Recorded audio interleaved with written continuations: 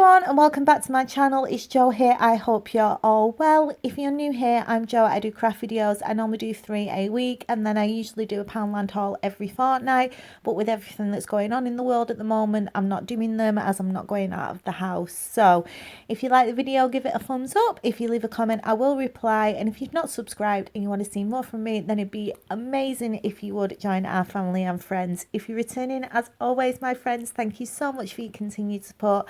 It really does mean the world to me, and I love you guys so much, and I hope everybody is doing well and is staying safe. So for today's project, I made this fairy door, and yeah, we'll get into it.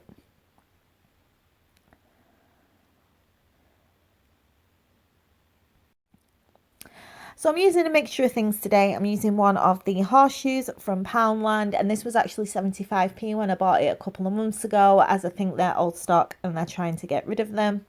I'm also using some of the wooden stirrers. These are 150 in a box from Asda, and they're in the party section. I did think they were £1.50 when I've used them in previous videos. They're actually £1.25 a box. I'm using some polystyrene balls from Poundland left over from Christmas, and one of the Poundland plants that I'm going to cut into bits to make my trees. I'm using some wooden skewers. These are from Asda and they're £1 for a pack. And then I'm also using a mixture of acrylic paints from different places, B&M's, Poundland and The Works. And then I'm using some yacht varnish, and this is from Poundland, and I've used this before in some of my other crafts. You'll also need a glue gun, a pen, a ruler and a pair of scissors and a pair of tweezers, and let's get into it. So the first thing I'm going to do is I'm going to take the string off the horseshoe, and this is just tied around the top, so I'm just going to undo the knots and take it off. I'm going to keep the string because I might use it for a bow in some display sometime, so it's worth keeping. I like to try and keep and recycle and reuse as much as I possibly can when I take things apart, so that'll go to one side for now. And I'm going to paint this in a mixture of my white acrylic paint and the peacock green, which is from Poundland, and it's metallic paint. It's quite thin, so when I use it I always mix it in white, and I'm going to paint all around it. I'm going to paint the whole of the front, all the outside of it and the inside as well. It took quite a few coats, but I'm really happy with how it's looking, and I used a hairdryer to dry it in between these sections. So now we can actually start to work on the door. So I'm going to take one stick and I'm going to have this vertical, and I'm going to glue 2 sticks horizontal to it. I'm going to leave a couple of centimeters from the top and the bottom, and this is going to be the frame for the door. So I'm just going to glue them in place, and then I'm going to turn it round so it's facing the front, and then I'm going to continue to glue the stirrers across until I've completely filled up the section.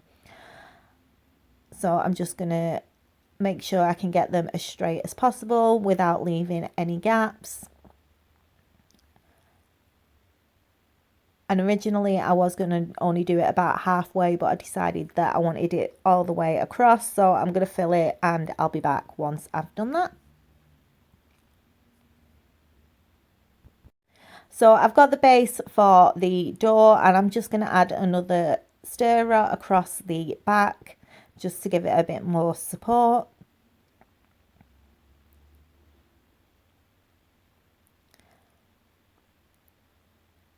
And then just using a pair of scissors, I'm just going to trim off the excess at the sides.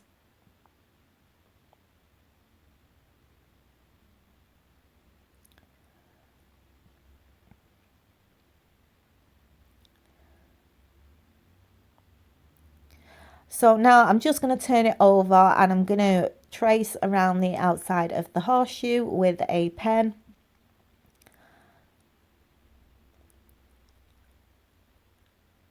And then once I've traced all the way around it, I'm going to use a pair of scissors to cut out our template.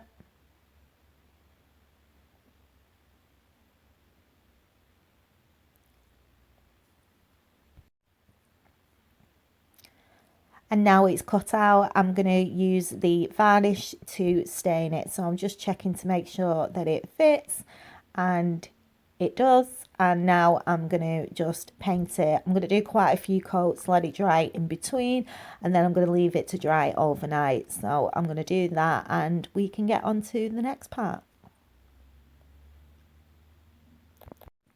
So I'm going to start to make the trees now, and I'm not going to show you how I make the trees because I've done them a few times in other videos. So what I'll do is I will put in the description the link to the previous video showing you how I do the trees. But all I'm going to do is take the skewers and cut them to the side that I want, and these are going to be the trunks of the trees. I'm going to use the polystyrene balls. I'm going to paint them in the green acrylic paint, 2 coats, and let them dry. And then I'm going to cut up the plan and stick them to the polystyrene balls.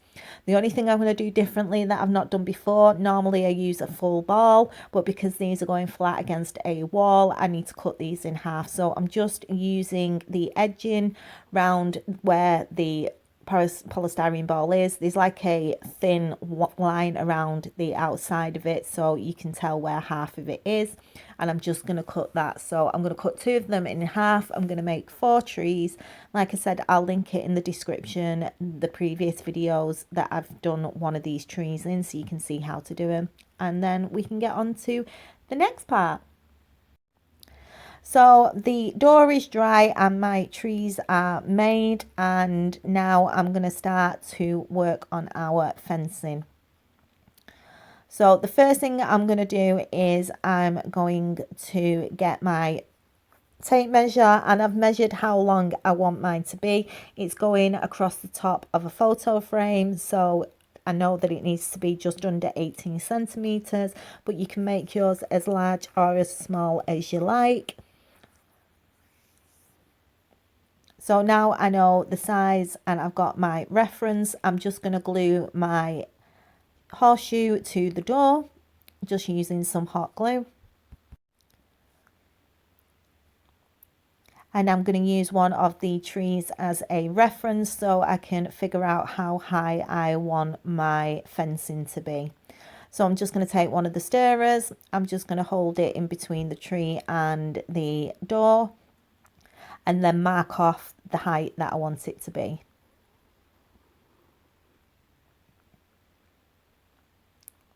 Now I've got my mark, I'm just going to measure that with a ruler and see what size it is.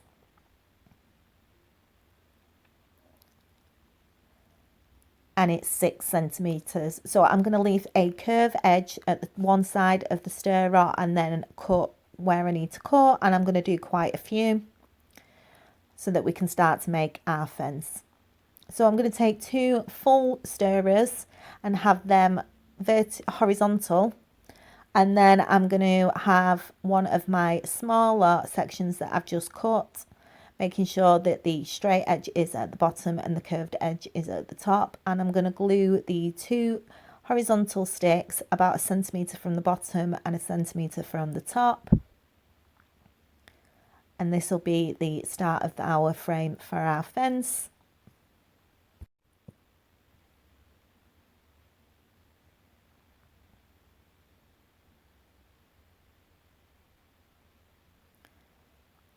And then I'm going to flip that over and we can start to work on our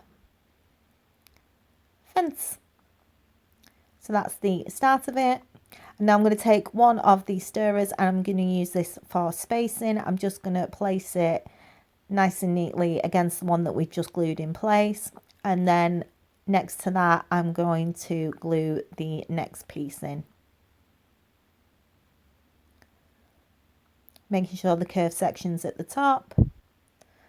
And once it's in place, we can remove the stick that we're using to space it. I'm going to continue that until I get to the end, and then I'll be back and I'll show you how I carried it on. So now I'm near the end. I'm just going to trim off the section at the end so I've got a straight edge. I'm just going to figure out where my next piece is going to be.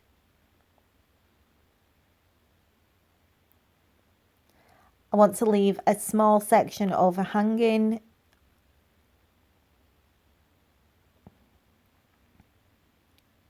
So I've left a little bit so I can glue the next one in place.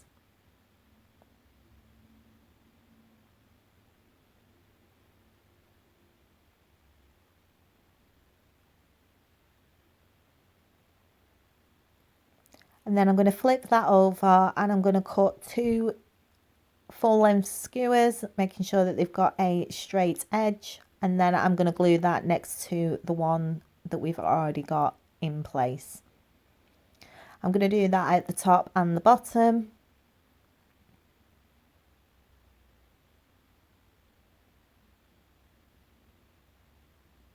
I'm just using the card that I've got on the table to make sure that it's straight.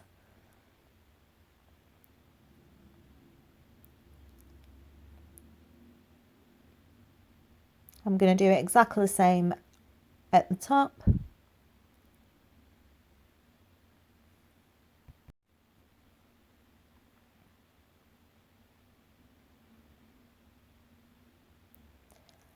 And then I can continue to work on my fence. So I'm going to continue to do this until I've got it the size that I want before we start to paint it. So I'm going to do mine in the varnish to match the door, but you can obviously paint this whatever colour you want. I didn't want to do it white, although it looked really nice white, but it's going to be going against a white wall, so I'm going to use the varnish. I'm going to do a few coats again, leaving it to dry in between each coat, and then leave it to dry overnight. So my fencing is now varnished and dry, and I'm just using the tape measure again as a reference to find the centre.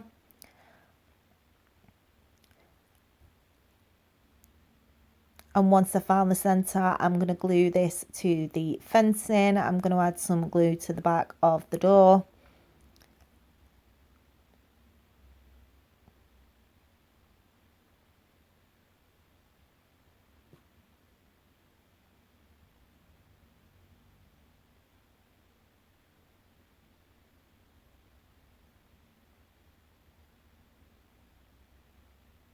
And then I'm just going to pop that in place in the centre.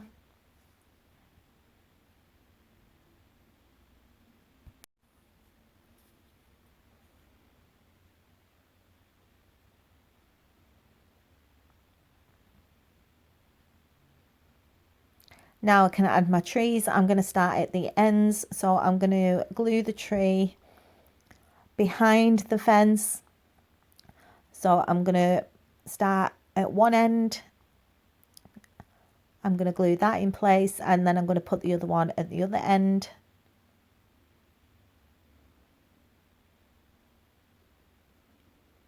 And now I'm going to add the other 2.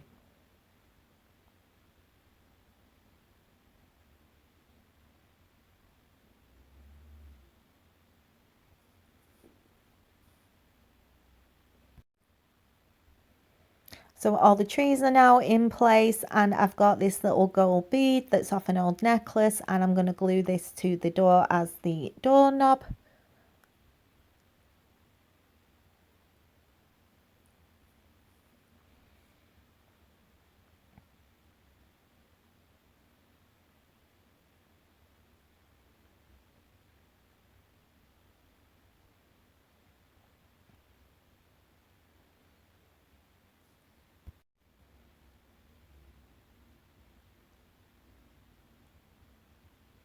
And then the last thing I'm going to do is I'm going to take a few small green leaves that I've got and a few white flowers, and I'm just going to add a little bit of decoration to the bottom of the fence. So at the base of each tree, I'm going to add 3 leaves in a fan shape, so 1 at either side and then 1 in the middle.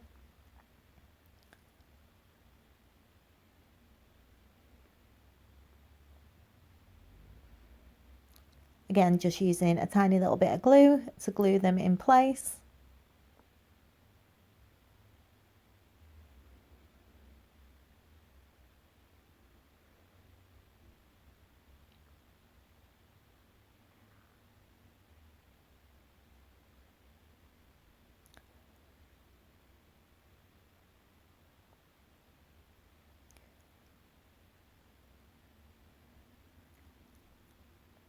And then to finish off, I'm just going to add 1 of the white flowers in the centre.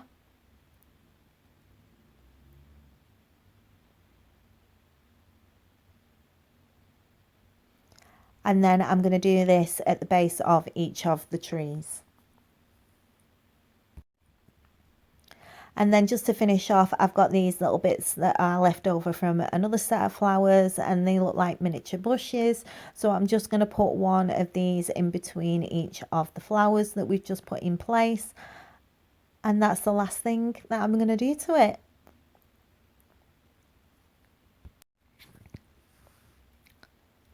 So here it is, all finished, and I've put it up against the skirting board because when I started making this, I actually had the idea that I was going to put it on the skirting board, but then I've been looking at the picture frame in my living room, and I was thinking it looked probably a little bit nicer up there, so that's where I'm going to put it. But I absolutely love how it turned out. I think the door handle makes it look super cute and finishes it off really nice, and I'm going to put it on top of the frame so you can see what it looks like up there. So here it is in my living room, and I've got my other bits and bobs around the picture that I've made, and it's above my dresser. And yeah, I'm really happy with how it's turned out. I hope it's giving you some ideas. Like I said, I'm going to do Christmas ones, and yeah, take care for now, guys. I will see you on Friday for my next video, and have a good week. Stay safe, and I love you loads. Bye for now.